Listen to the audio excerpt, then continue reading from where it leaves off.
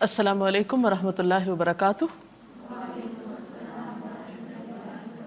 نحمده ونصلی علی رسولہ الکریم، اما بعد فاعوذ باللہ من الشیطان الرجیم، بسم اللہ الرحمن الرحیم۔ رب اشرح لی صدری ویسر لی امری واحلل عقدۃ من لسانی یفقہوا قولی۔ ناظرین، ہماری آج کی گفتگو کا موضوع ہے روزہ اور افطاری۔ افطار کا وقت بھی بہت خوبصورت وقت ہوتا ہے، ایک انجانی خوشی کا وقت ہوتا ہے۔ نبی اکرم صلی اللہ علیہ وسلم نے اس کے بارے میں فرمایا، للصائم فرحتان یفرحہما اذا افطر فرح واذا لقی ربہ فرح بصومہ۔ آپ صلی اللہ علیہ وسلم نے فرمایا، روزے دار کے لیے خوشی کے دو موقع ہیں جن میں وہ خوش ہوتا ہے۔ جب وہ روزہ افطار کرتا ہے تو اب خوش ہوتا ہے، اور جب وہ اپنے رب سے ملاقات کرے گا تو اپنے روزے سے خوش ہوگا، یعنی اس کا اجر و ثواب سامنے پا کر۔ تو بات یہ ہے کہ افطار کا یہ وقت نہایت اہم وقت ہے۔ یہ وقت کب شروع ہوتا ہے؟ قرآن پاک میں اللہ سبحانہ وتعالیٰ فرماتے ہیں، ثم اتموا الصیام الی اللیل، پھر پورا کرو روزے کو رات تک۔ گویا جب رات کا آغاز ہو جائے، رات شروع ہو جائے، سورج غروب ہو جائے تو وہ روزے دار کے روزے افطار کرنے کا وقت ہوتا ہے۔ غروب آفتاب روزہ افطار کرنے کی شرط ہے، اس سے پہلے روزہ افطار نہیں کیا جا سکتا۔ بخاری اور مسلم کی ایک روایت کے مطابق قال رسول اللہ صلی اللہ علیہ وسلم، اذا اقبل اللیل من ہاہنا وادبر النہار من ہاہنا وغربت الشمس فقد افطر الصائم۔ آپ صلی اللہ علیہ وسلم نے فرمایا، جب رات آ جائے، دن چلا جائے اور سورج غروب ہو جائے تو روزہ دار روزہ کھول لے۔ گویا دن کا جانا اور رات کا آنا وہ وقت ہے جب روزہ افطار کیا جاتا ہے۔ یہ بھی یاد رہے کہ روزہ افطار کرنے میں جلدی کرنا مسنون ہے۔ گویا سورج کے غروب ہونے کے فوراً بعد روزہ کھول لینا چاہیے۔ حضرت انس رضی اللہ تعالی عنہ فرماتے ہیں کہ ان النبی صلی اللہ علیہ وسلم لم یکن لیصلی المغرب حتی یفطر ولو علی شربۃ ماء، کہ آپ صلی اللہ علیہ وسلم افطار کیے بغیر مغرب کی نماز نہیں پڑھتے تھے، چاہے ایک گھونٹ پانی سے افطار کرتے۔ گویا اس سے یہ بھی پتہ چلتا ہے کہ افطار کا وقت مغرب کی نماز سے پہلے کا ہے، یعنی نماز نہیں پڑھنی چاہیے جب تک کہ افطاری نہ کر لی جائے۔ حضرت سہل بن سعد سے روایت ہے کہ رسول اللہ صلی اللہ علیہ وسلم نے فرمایا، لوگ برابر بھلائی پر رہیں گے جب تک کہ روزہ کھولنے میں جلدی کریں گے۔ جیسا کہ سحری کے بارے میں گفتگو کرتے ہوئے آپ کو بتایا گیا تھا کہ بہت جلدی سحری کرنے کی بنسبت تاخیر سے سحری کرنا لیکن وقت کے اندر زیادہ افضل ہے۔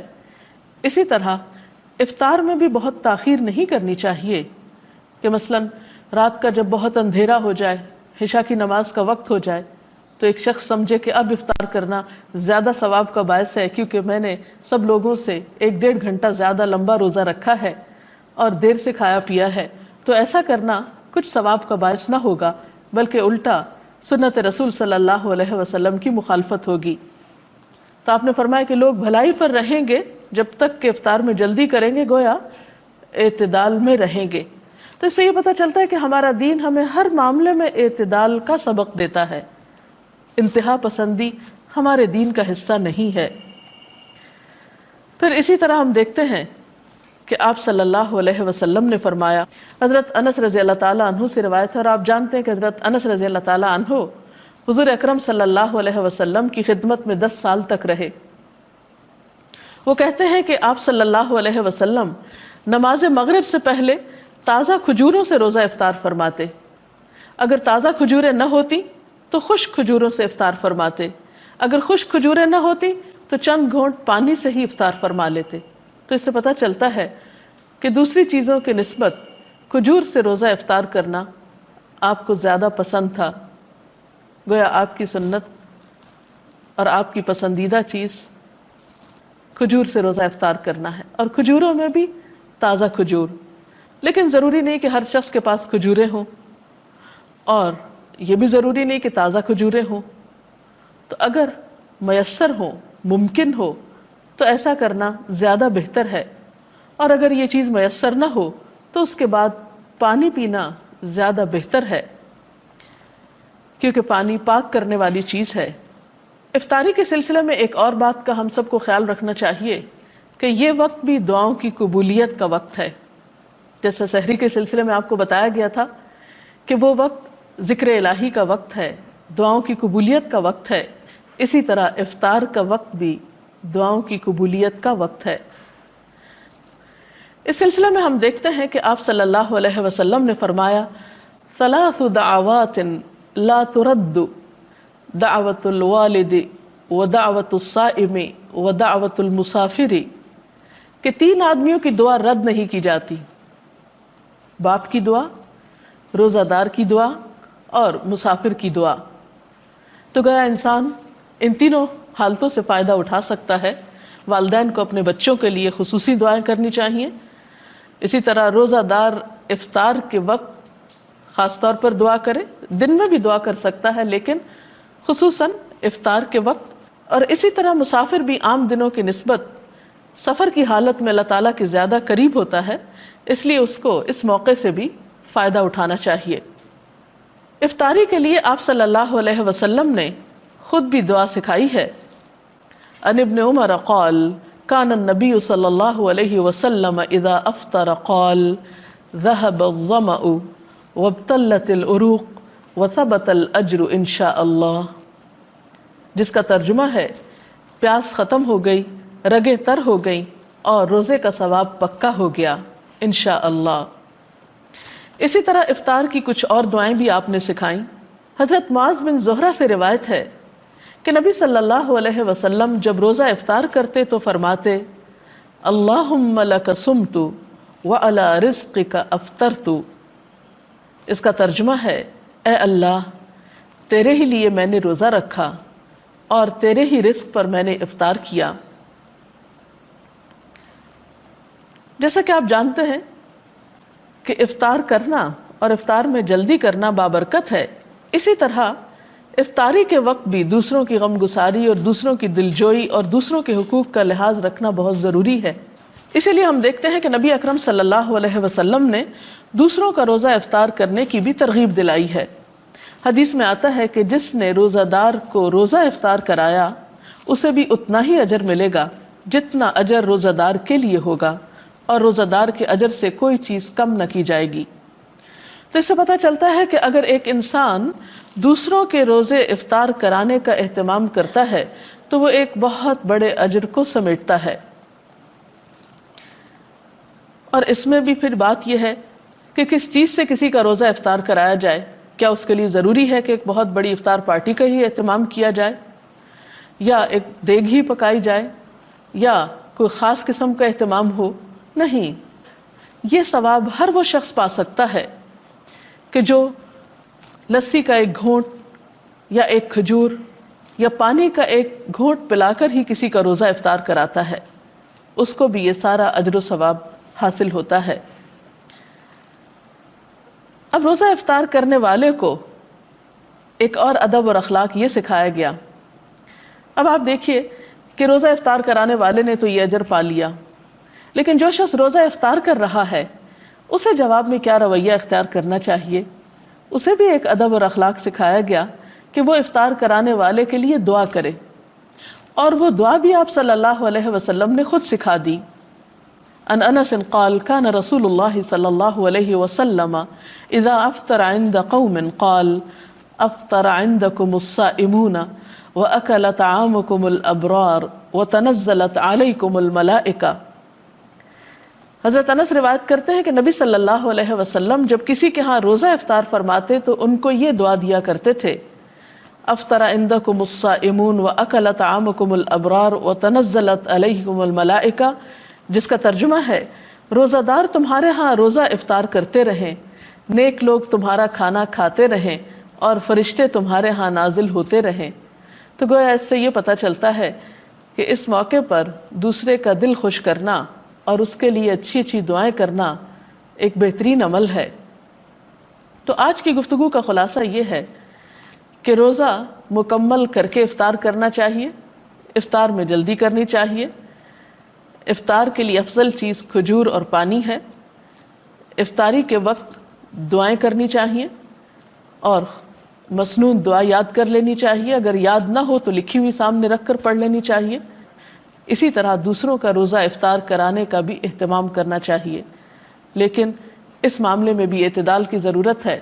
ایسا نہ ہو کہ اس اہتمام میں پڑھ کر انسان اپنی مغرب کی نماز بھی کھو دے یا تراویح کے لیے ہمت ہار بیٹھے۔ ہمارا دین اعتدال کا دین ہے، اس میں ایک طرف اللہ کے حقوق ہیں اور دوسری طرف بندوں کے ہیں، اور دونوں ہی اپنی جگہ بہت اہم ہیں۔ اگر اس سلسلے میں آپ کا کوئی سوال ہو تو آپ کر سکتے ہیں۔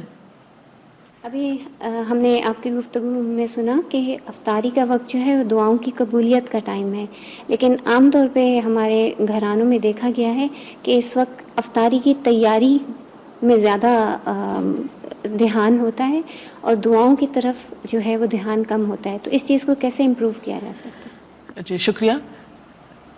افطار کا وقت سحری کے وقت کی طرح ایک بہت بہترین وقت ہوتا ہے، دعاؤں کی قبولیت کا وقت ہوتا ہے، اور عام طور پر دیکھا گیا ہے کہ افطاری کی تیاری میں اتنا وقت لگ جاتا ہے کہ دعا کرنا بھی بھول جاتے ہیں، اور آخری وقت تک کچھ نہ کچھ پکایا جاتا رہتا ہے یا لگایا جاتا ہے، اور اسی میں سارا وقت گزر جاتا ہے۔ اس سلسلے میں بات یہ کہ ایک تو اوور ایٹنگ روزے کے سارے مقصد کو ختم کر دیتی ہے، پھر بعض اوقات طبیعت میں اتنی گرانی ہوتی ہے کہ اس کے بعد نماز جو ہے وہ ایک بہت بوجھل اور مشکل کام محسوس ہوتا ہے، پھر اسی طرح اسراف بھی ہوتا ہے۔ تو اس میں بھی اعتدال کی ضرورت ہے۔ انسان افطاری کی تیاری میں اگر جلدی کرے اور آخری وقت یعنی روزہ افطار کرنے سے پہلے کے کچھ لمحات جو ہیں وہ تمام کاموں کو چھوڑ کر خصوصی طور پر دعائیں کرنے میں گزارے تو یہ ایک بہت بہترین عمل ہوگا۔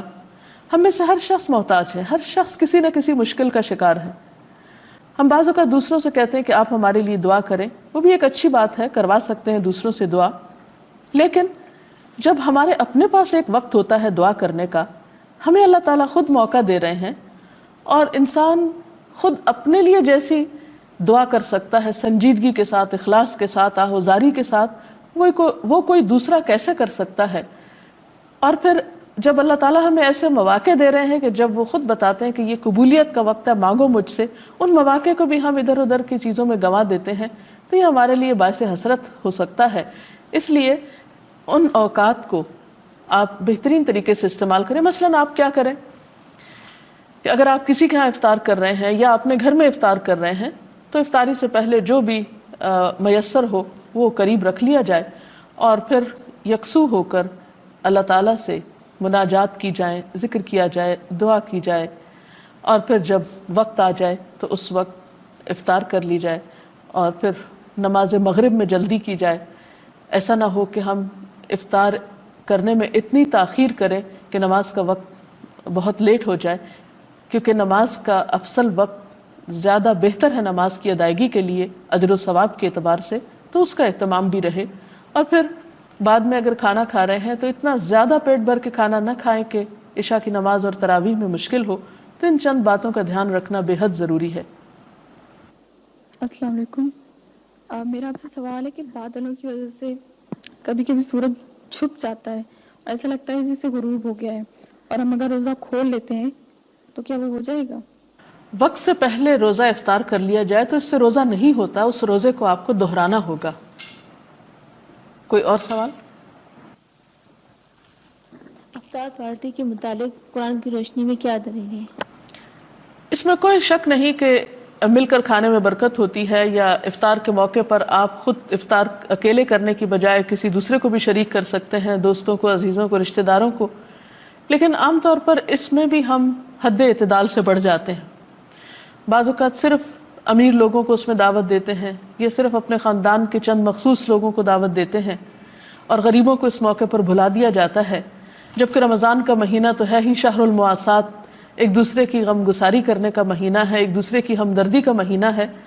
تو اس معاملے میں جہاں آپ اپنے رشتہ داروں کو یاد رکھیں، دوستوں کو یاد رکھیں، اپنے ساتھ کام کاج میں شریک لوگوں کو یاد رکھیں، یا کسی بھی طرح جاننے والوں کو، وہاں ان لوگوں کو بھی ضرور یاد رکھیں کہ جو نہ آپ کے رشتہ دار ہیں، نہ دوست ہیں، نہ تعلق دار ہیں، لیکن وہ آپ کی افطار کے کہیں زیادہ مستحق ہیں، اور ان کے دل سے نکلی ہوئی دعائیں آپ کے لیے کہیں زیادہ فائدہ مند ہو سکتی ہیں۔